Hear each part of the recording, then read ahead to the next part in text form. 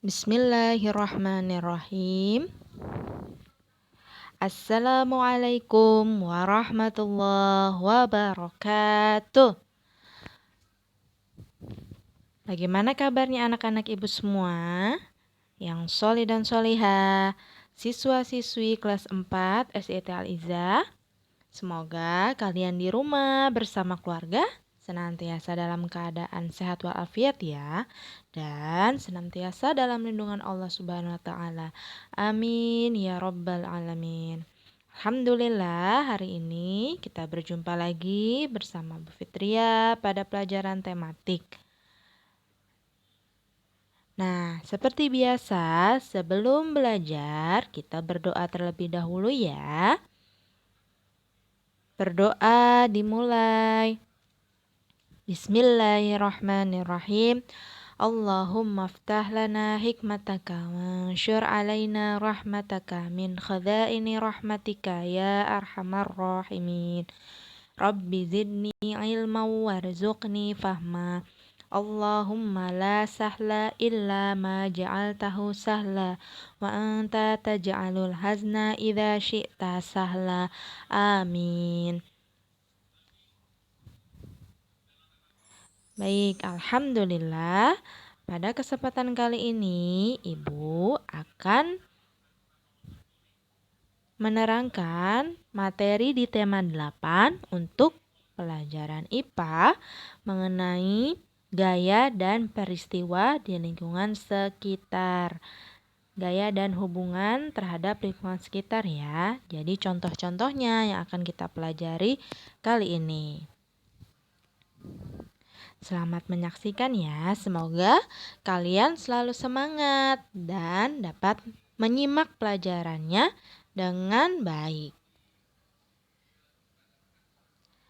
Nah, sebelum kita mengetahui contoh-contoh gaya, sekarang apakah yang dimaksud dengan gaya itu? Nah, kalau kalian pernah ingat atau masih ingat mengenai gaya yang pernah Ibu sampaikan di tema sebelumnya, maka Ibu akan ulang kembali di pelajaran kali ini ya. Kita review kembali. Jadi, gaya itu adalah tarikan atau dorongan yang berakibat kepada benda tersebut berubah posisi atau bendanya dapat bergerak dan berubah bentuk. Nah, atau berubah bentuk ya. Jadi, gaya juga bisa diartikan sebagai tarikan atau dorongan yang ditujukan kepada sebuah benda dari benda lain. Nah, satuan gaya itu dinyatakan dalam Newton. Ya, jadi besarnya gaya itu dinyatakan dalam Newton. Nah, itulah jadi pengertian gaya ya. Gaya adalah tarikan atau dorongan yang berakibat kepada benda tersebut berubah posisinya atau dapat bergerak. Atau benda gaya juga dapat merubah bentuk ya. Baik. Nah, sekarang kita akan mempelajari sifat-sifat dan pengaruh gaya. Yang pertama, gaya dapat membuat benda dia menjadi bergerak atau berubah posisi. Nah, contohnya di sini ada contohnya ada seseorang mendorong mobil. Nah, tadinya mobil itu diam karena didorong, maka mobilnya bisa menjadi bergerak atau berubah posisi. Nah, yang kedua di sini ada contohnya ketika seseorang menimba air di sumur ya. Nah, tadinya embernya diam karena digerakkan atau ada gaya yang mempengaruhinya, ditarik ya. Nah, itu nanti embernya bisa berubah menjadi bergerak atau berubah posisi dari ember yang di atas bisa ke bawah atau sebaliknya dari bawah bisa ke atas. Seperti itu ya. Kemudian sekarang yang kedua, Gaya menyebabkan benda yang tadinya bergerak menjadi diam. Nah, kalau yang kedua ini kebalikannya dari yang pertama. Kalau yang tadi diam menjadi bergerak, sekarang dari bergerak menjadi diam. Contohnya ketika seseorang menangkap bola. Bola kan tadinya bergerak, kemudian ketika ditangkap maka bolanya akan jadi diam. Ya, kemudian ketika seseorang mengerem mobilnya atau memberhentikan kendaraannya, maka dari bergerak dia akan berubah menjadi diam. Itu sifat-sifat gaya. Kemudian yang ketiga, gaya menyebabkan benda berubah arah. Nah, contohnya ketika kita menggerakkan bola basket, bola kasti ya. Nah, nanti akan berubah arah. Ya. Seperti itu, bisa kita lempar ya dari arah timur ke barat atau dari atas ke bawah dan lain sebagainya. Kemudian contoh yang kedua, ketika kita menggerakkan atau bermain sepeda atau mengendarai kendaraan dengan cara membelok-belokkannya. Ya, berbelok ke kanan, ke kiri. Nah, itu ada gaya yang mempengaruhinya sehingga benda itu berubah arah, ya. Seperti itu. Itu yang contoh ketiga. Sekarang kita lanjut contoh keempat. Gaya menyebabkan benda bergerak lebih cepat. Nah, dengan adanya gaya, benda itu bisa berubah jadi lebih cepat. Contohnya, ketika seseorang mengayuh sepeda. Nah, dengan gerakan ya, maka sepedanya akan lebih cepat ya. Kemudian ketika seseorang mengendarai mobil, digas ya, lebih dalam lagi, maka nanti mobilnya akan lebih cepat bergerak. Kemudian ketika seseorang bermain kelereng. Nah, ketika kita menyentil kelerengnya, maka bendanya akan lebih cepat bergerak kelerengnya. Kalau kalian pernah bermain kelereng, nah, kalian akan merasakan bahwa ketika kita menyentilnya, kelerengnya akan lebih cepat bergeraknya. Seperti itu ya. Kemudian contoh yang kelima atau sifat dari gaya yang kelima adalah gaya dapat mengubah bentuk benda. Nah, contohnya apa? Ketika kita bermain plastisin. Ya. Ketika kita bermain plastisinnya tadinya belum ada bentuknya. Ketika kita melakukan gerakan terhadap plastisin tersebut, maka nanti akan bisa berubah bentuknya menjadi sesuatu, misalkan mau berbentuk bunga, kemudian mobil-mobilan, hewan, dan lain sebagainya. Kemudian contoh kedua, ketika kita mengaduk adonan kue, membuat masakan, dan lain sebagainya. Itu bisa mengubah bentuk benda dari tadinya tepung, kemudian telur kita aduk, dan lain sebagainya. Itu bahan-bahan pembuat kue nanti berubah bisa menjadi sebuah makanan yang lezat ya. Kemudian ketika kaleng diinjak. Nah, kaleng tadinya bentuknya rapi ya, sesuai dengan bentuknya itu tabung. Ketika diinjak dia akan jadi yang namanya penyok ya, seperti itu, seperti di gambar. Nah, itu adalah pengaruh dari gaya. Ya, gaya dapat mengubah bentuk benda ya. Nah, selanjutnya kalau kalian masih ingat, ada macam-macam gaya. Gaya itu macamnya ada gaya otot, gaya listrik, gaya magnet, gaya gravitasi, gaya gesek, dan gaya pegas. Nah, dari tema sebelumnya sudah pernah Ibu sampaikan macam-macam gaya ini. Nah, sekarang kita akan melihat contoh-contoh dari gaya ke-6 gaya tersebut ya. Yuk kita pelajari satu persatu ya. Yang pertama, gaya otot. Nah, Ibu ingatkan kembali, gaya otot adalah gaya berupa tarikan atau dorongan terhadap suatu benda yang ditimbulkan atau dihasilkan oleh otot manusia ataupun otot hewan. Nah, contohnya apa? Di sini banyak contohnya ya. Ada ketika kita bermain tarik tambang. Ya, ini menggunakan otot manusia karena kita menarik ya. Jadi kita butuh tenaga untuk menarik itu. Tenaganya dari otot manusia, otot kita. Kemudian membuat gerabah ya atau keramik. Itu juga menggunakan otot manusia.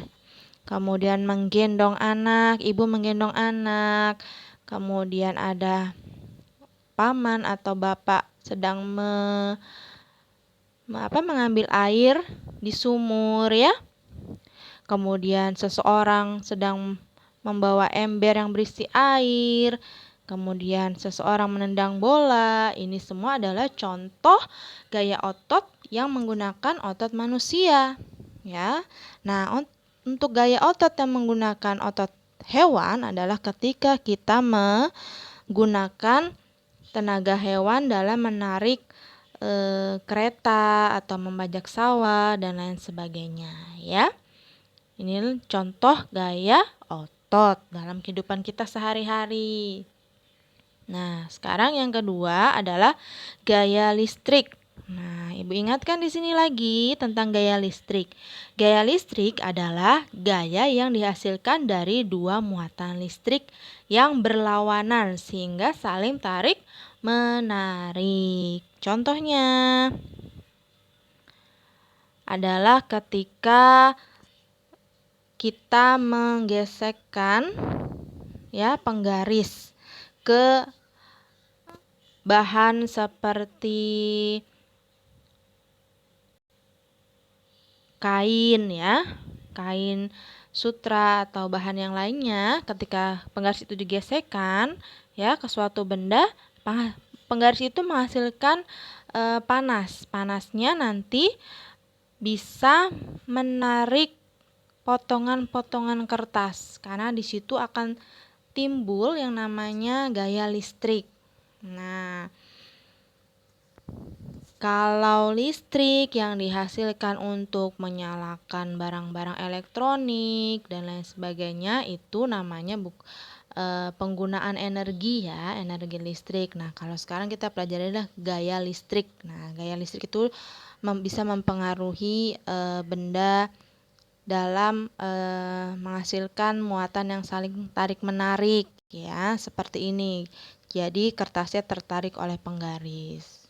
Kalian boleh nanti coba di rumah dengan cara ambil penggaris, kemudian gosokkan penggaris tersebut pada benda tertentu seperti kain, kemudian meja dan lain sebagainya.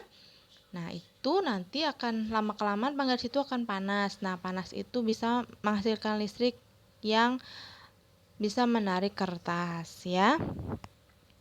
Nah, kamu sudah mengetahui bahwa benda terdiri atas bagian-bagian yang lebih kecil. Bagian-bagian suatu benda sering juga disebut partikel. Nah, bagian terkecil suatu benda yang sudah tidak bisa dibagi lagi disebut atom. Nah, pada bagian atom inilah terjadinya listrik, ya. Seperti itu. Nah, sekarang yang ketiga ada gaya magnet. Nah, gaya magnet adalah gaya tarik atau gaya tolak yang dihasilkan oleh daya tarik magnet. Ada benda yang dapat ditarik oleh magnet dan ada pula benda yang tidak dapat ditarik oleh magnet. Benda yang dapat ditarik oleh magnet disebut benda magnetis, sedangkan benda yang tidak dapat ditarik oleh magnet disebut benda tidak magnetis atau non-magnetis ya. Nah, contoh benda-benda gambar 3.4 ya. Gambar 3.4 ini adalah benda yang magnetis. Nah, untuk yang sebelahnya, ini adalah benda non-magnetis. Kalau kalian perhatikan, benda magnetis itu biasanya benda yang terbuat dari besi, logam ya. Itu biasanya benda yang dapat ditarik oleh magnet. Nah, kalau benda-benda yang terbuat dari seperti kayu, kemudian pakaian itu dari bahan ya, ada dari karet. Biasanya adalah benda yang tidak dapat ditarik oleh magnet. Seperti itu. Nah, magnet ini terdiri dari dua kutub. Ada kutub selatan dan kutub utara. Kalau keduanya disatukan, maka akan saling tarik-menarik. Tapi kalau dua kutub yang sejenis, misalkan selatan dengan selatan digabungkan, maka dia akan saling tolak-menolak. Ya, bukan berarti kutub yang sama itu saling tarik-menarik, tapi yang saling tarik-menarik adalah kutub yang berbeda, yaitu kutub utara dan kutub selatan. Oke, selanjutnya ada gaya gravitasi. Pernahkah kalian melihat orang memetik buah dari pohon? Buah yang dipetik jatuh ke bawah. Ya, hal itu terjadi karena buah tersebut terpengaruh oleh gaya gravitasi. Gaya gravitasi adalah gaya yang bekerja pada dua benda yang dipisahkan pada jarak tertentu. Besar gaya gravitasi sebanding dengan massa benda. Makin besar massa benda, maka gaya gravitasinya juga makin besar. Dalam kehidupan sehari-hari, yang dimaksud gaya gravitasi adalah gaya tarik bumi. Ya, karena massa bumi sangat besar, maka gaya gravitasi bumi juga sangat besar. Oleh karena itu, setiap benda yang ada di permukaan bumi selalu tertarik oleh gaya gravitasi. Jadi, karena adanya gaya gravitasi, maka semua benda kalau dari atas bisa jatuh ke bawah, ya. Contohnya ketika buah jatuh dari pohon ya. Kemudian dimakan oleh hewan ya, oleh monyet. Nah, kalau tidak jatuh ya hewannya tidak bisa makan buahnya, atau bisa makan tapi dengan cara mengambilnya ke atas pohon seperti itu. Nah, berbeda halnya dengan ketika kita di ruang angkasa. Gaya gravitasinya kecil ya. Makanya ketika di ruang angkasa, orang-orang yang pergi ke sana itu seperti melayang. Ya, tidak jatuh ke bawah karena gaya gravitasinya kecil. Seperti itu ya. Berbeda dengan di bumi. Nah, selanjutnya ada gaya gesek. Apa itu gaya gesek? Gaya gesek adalah salah satu jenis gaya yang ditimbulkan karena adanya dua benda yang saling bergesekan. Nah, contohnya apa? Ketika kita mengasah pisau, ya, digesek kan? Nah, itu terjadi gaya gesek. Kemudian ketika kita tapi alat rem, ya. Rem sepeda itu juga terjadi gaya gesek di situ, ya, karena biasanya kalau kita ngerem sepeda itu kan ditekan ya. Nah, itu akan terjadi gaya gesek antara rem sepeda dengan jerujinya atau dengan peleknya ya. Pelek sepeda. Kemudian ketika seseorang mengamplas tembok ya, menghapus papan tulis. Nah, itu juga contoh-contoh gaya gesek.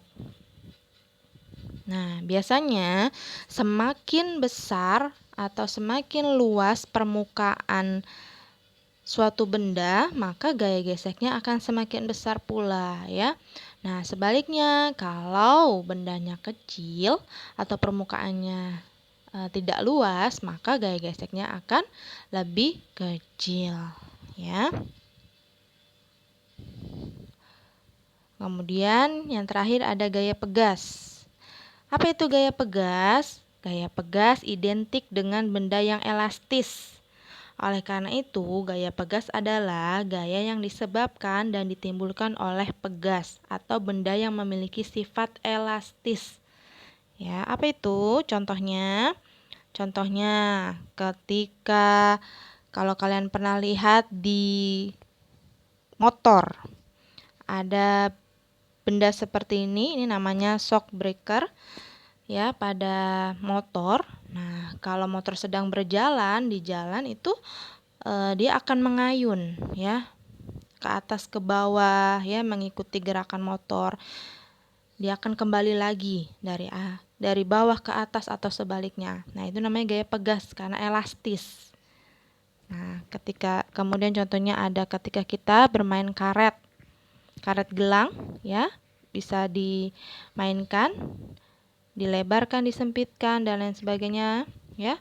Dengan cara seperti itu namanya sifatnya elastis, bisa dikembalikan dari posisi satu ke posisi lain, bisa berbalik arah ya. Atau kembali lagi arahnya elastis. Kemudian ketika kita bermain panah ya. Ketika kita bermain trampolin. Nah, itu namanya contoh-contoh gaya pegas.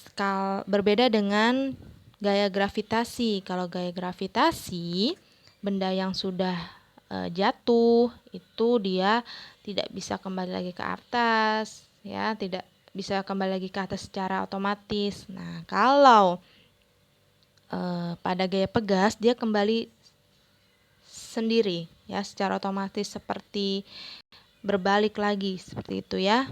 Ini contoh-contohnya. Kalau kalian pernah melakukan beberapa hal ini, kalian akan merasakan benda yang elastis itu seperti apa ya.